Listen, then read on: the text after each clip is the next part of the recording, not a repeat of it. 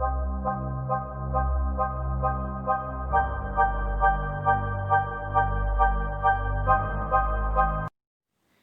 Morning students. आज हम पढ़ेंगे बड़े घर की बेटी। स्टूडेंट्स, लास्ट क्लास में मैंने आपको बताया था कि आनंदी एक कुचकुल परिवार की बेटी थी। उसने कभी भी आर्थिक संकट नहीं झेला था, वो बचत करना नहीं जानती थी, किंतु ससुराल की परिस्थितियाँ उसके लिए बिल्कुल अलग थी। यहाँ मकान में खिड़कियाँ तक नहीं थी, ज़मीन पर फर्श नहीं था, ना दीवार पर तस्वीरें थी, और एक सीधा सा गृहस्थ मकान था, देहाती सा मकान था। लेकिन आनंदी जो थी, उन्होंने परिस्थितियों से मुंह नहीं मोड़ा था। उसने अपने आप को उसके अनुकूल ढाल लिया था। मैंने आपको ये भी बताया था कि एक दिन लाल बिहारी द्वारा मांस पकाने के लिए कहने पर भी आनंदी ने सारा घी मांस में डाल दिया। लाल बिहारी को जब दाल में घी ना मिला तो आनंदी और लाल बिहारी में नोकझोंक भी हो गई और वह आनंदी को खड़ाऊं फेंक कर मारता है। परंतु लाल बिहारी के इस व्यवहार को देखकर भी आनंदी खून का घूंट पीकर रह जाती है। Okay students, today I will start from the next para. Anandi अपने नए घर में आई तो यहाँ रंग ढंग कुछ और देखा। अपने नए घर में आई, स्टूडेंट्स यहाँ किसकी बात की जा रही है? ससुराल की बात की जा रही है। आनंदी अपने नए घर में आई और यहाँ रंग ढंग कुछ और देखा। जिस टीम टाम की उसे बचपन से ही आदत पड़ी हुई थी। टीम टाम की, टीम टाम मीन्स जिस बनाव श्रृंगार की, वो सज धज के रहती थी, वो उसे बचपन की आदत पड़ी हुई थी, वह यहाँ नाम मात्र को भी ना थी। हाथी घोड़ों का कहना ही क्या, कोई सजी हुई सुंदर बहली तक ना थी। बहली मीन्स जो पर्देदार बैलगाड़ी होती है, वो भी नहीं था यहाँ पे। रेशमी स्लीपर साथ लाई थी, पर यहाँ पर बाग कहाँ जहाँ वह सैर करती। मकान में खिड़कियाँ तक ना थी, ना जमीन पर फर्श, ना दीवार पर तस्वीरें थी। वह एक सीधा सादा देहाती गृहस्थ का मकान था। Student, these lines are very important. एक सीधा सादा देहाती गृहस्थ का मकान था, किंतु आनंदी ने थोड़े दिनों में ही अपने आप को इस नई परिस्थिति के ऐसा अनुकूल बना लिया मानो विलास, विलास मीन्स मानो उसने कोई सुख साधन देखे ही ना हो, कोई भी ऐश्वर्य के साधन उसने देखे ही ना हों। तो ना ज़मीन पर था, ना फर्श था, ना दीवारों पर तस्वीरें थी। देहाती का घर यहाँ पर किसको कहा गया है? देहाती का घर बेनी माधव सिंह के घर को कहा गया है। ये बात लेखक बता रहे हैं, पाठकों को ये बताने का प्रयास कर रहे हैं कि भूप सिंह का घर उस गांव के साधारण व्यक्ति के घर की तरह था। मकान में खिड़कियां ना थी, ज़मीन पर फर्श, दीवारों पर तस्वीरें, कुछ नहीं था, सजावट की कोई वस्तु नहीं हुई थी। और यहाँ पर किसका विवाह हुआ था? आनंदी का विवाह हुआ था। भूप सिंह की छोटी कन्या आनंदी का विवाह किसके साथ हुआ था? श्रीकंठ के साथ हुआ था। विवाहिता जो थी उसका अपना घर कैसा था? विवाहिता कौन है? आनंदी। तो जो आनंदी का घर था, उसके पिता जो थे वो छोटी सी रियासत के तालुकेदार थे। बड़ी शान और शौकत के साथ आनंदी का बचपन बीता था। यद्यपि भूप सिंह जो थे अब आर्थिक संकट से गुजर रहे थे, तब भी हाथी मरा भी तो 9 लाख का वाली कहावत उनके लिए सही थी। नवविवाहिता जो थी, इस देहाती को घर को देखकर उसकी क्या प्रतिक्रिया हुई थी?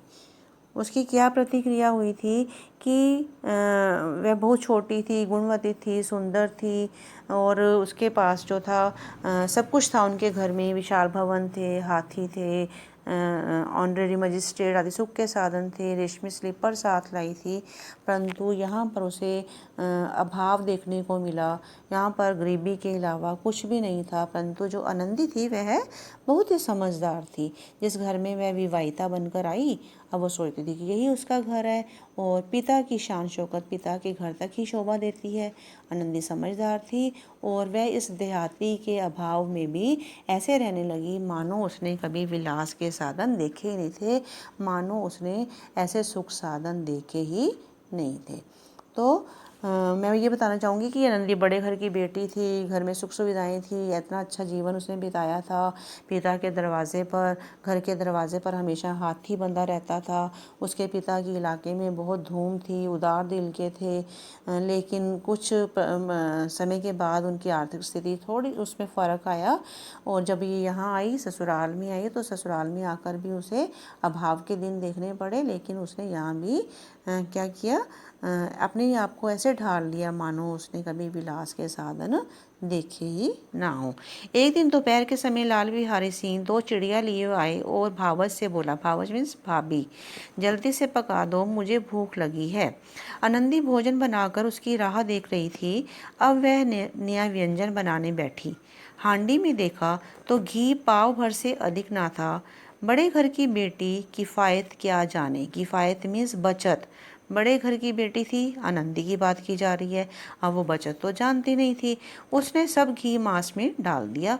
लाल बिहारी खाने बैठा तो दाल में घी ना था। बोला, दाल में घी क्यों नहीं डाला? आनंदी ने कहा, घी सब मांस में पड़ गया। लाल बिहारी जोर से बोला, अभी परसों घी आया है और इतनी जल्दी ख़त्म भी हो गया। आनंदी ने उत्तर दिया, आज तो कुछ पाव भर रहा होगा, वह सब मैंने मांस में डाल दिया। जिस तरह सूखी लकड़ी जल्दी से जल उठती है, वेरी वेरी इंपॉर्टेंट, उसी तरह शुदा से बावला मनुष्य जरा जरा सी बात पर तिनक जाता है। जिस तरह स्टूडेंट्स आप जानते हैं कि जो सूखी लकड़ी है, जब हम उसमें आग लगाते हैं तो वह आग जल्दी पकड़ती है, सूखी लकड़ी। उसी प्रकार जब भूख से पागल व्यक्ति होता है तो उसे क्या होता है, जरा जरा सी बात पर गुस्सा आना शुरू हो जाता है। लाल बिहारी को भावज मीन्स भाभी की यह डिठाई बहुत बुरी मालूम हुई।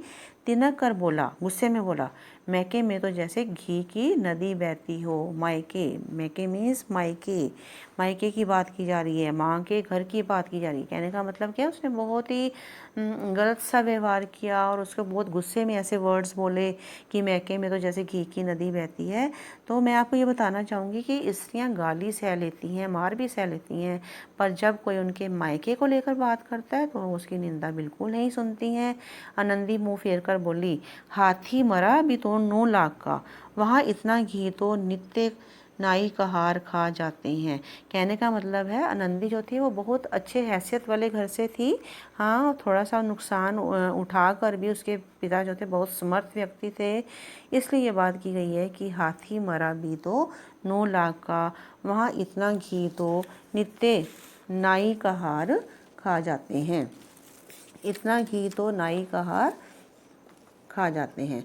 तो हाथी मरा भी 9 लाख का, हाथी मरा इसको प्रतीकात्मक शब्द के रूप में प्रयोग किया गया है, मायके के लिए किया गया है कि प्राचीन काल से ही हाथी जो थे धन, वैभव और संपन्नता के प्रतीक माने जाते थे और रियासतों जैसा जीवन जो थी वो जी रही थी।